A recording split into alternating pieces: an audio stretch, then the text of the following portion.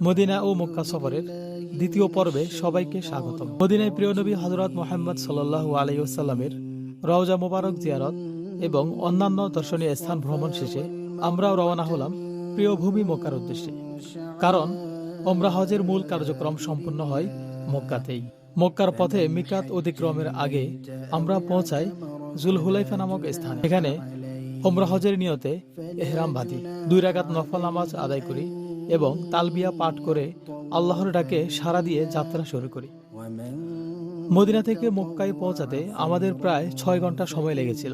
পুরো পথ জুড়ে তালবিয়া পড়তে পড়তে এগিয়ে চলা এক অন্যরকম অনুভূতি। মনে হচ্ছিল আমি যেন আল্লাহর ঘরের দিকে ধাবিত হচ্ছি। মক্কায় পৌঁছে মিসফালা এলাকায় হোটেলে কিছুক্ষণ বিশ্রাম নিয়ে আমরা রওনা হই প্রিয় কাবা ঘর হারাম শরীফের দিকে। হারাম শরীফে পৌঁছানোর সেই মুহূর্তটা ভাষায় প্রকাশ করার মতো নয়। চোখের সামনে কাবা শরীফ, যে ঘরকে ঘিরে কোটি মানুষের ভালোবাসা, দোয়া আর অশ্রু, প্রথম দেখাতে হৃদয় থমকে যায়, চোখ ভিজে আসে অজান্তেই। এরপর সবার জন্য দোয়া করি। পরবর্তীতে শুরু করি পবিত্র ওমরাহর কার্যক্রম।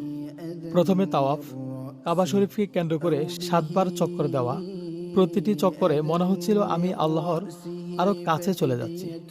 দোয়া, ইস্তেগফার আর কান্নায় ভরে উঠেছিল সেই সময়। তাওয়াফ শেষে 2 রাকাত নামাজ আদায় করি।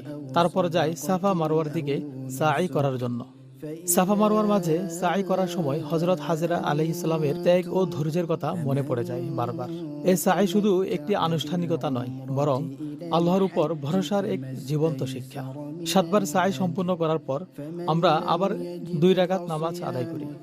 সবশেষে ওমরাহর শেষ ধাপ মাথা মুন্ডন বা চুল ছোট করা তাকসিরের মাধ্যমে ওমরা সম্পূর্ণ হয়। আলহামদুলিল্লাহ, অল্প কিছু আমলের মাধ্যমে মহান আল্লাহ আমাদের এত বড় ইবাদত সম্পন্ন করার তৌফিক দান করেছেন। মক্কায় আমাদের প্রতিদিনের রুটিন ছিল নামাজ, তাওয়াফ এবং ইবাদতে ভরপুর।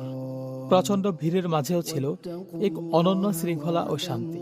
এই সময় আমরা হেরা গুহা, আরাফাতের ময়দান সহ বিভিন্ন গুরুত্বপূর্ণ স্থান ভ্রমণের সুযোগ পাই। এই সফরে কিছু চ্যালেঞ্জও ছিল, ভিড়, শারীরিক ক্লান্তি, তবে ধৈর্য ও সহনশীলতার মাধ্যমে সবকিছু সহজ হয়ে যায়। এই সফর আমাকে শিখিয়েছে ধৈর্য ধরতে, সহজভাবে জীবন যাপন করতে এবং সর্বোপরি আল্লাহর উপর ভরসা রাখতে। হজের সবকিছু শেষে যখন দেশে ফেরার সময় এলো, তখন মনটা ভারী হয়ে উঠল। মনে হচ্ছিল প্রিয় কিছু পেছনে ফেলে যাচ্ছে। প্রিয় দর্শক, আমরা জেদ্দা আন্তর্জাতিক বিমানবন্দর থেকে ঢাকার উদ্দেশ্যে রওনা হয়েছে।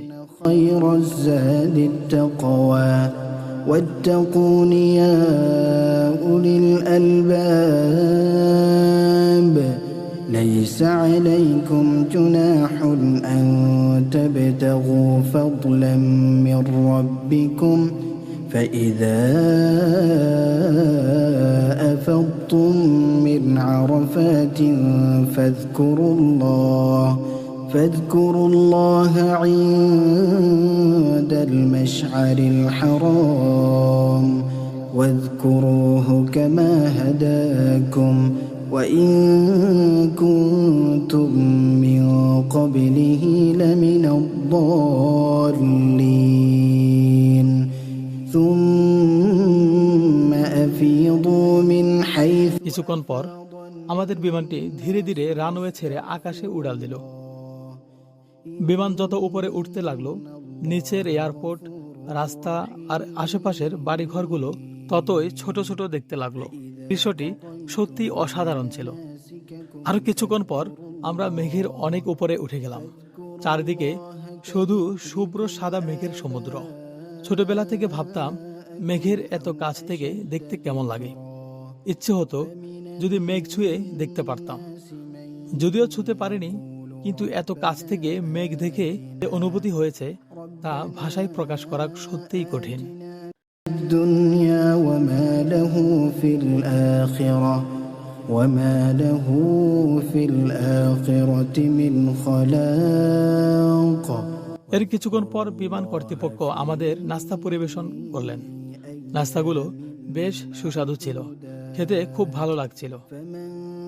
এদিকে রাতও অনেক গভীর হয়ে এসেছে।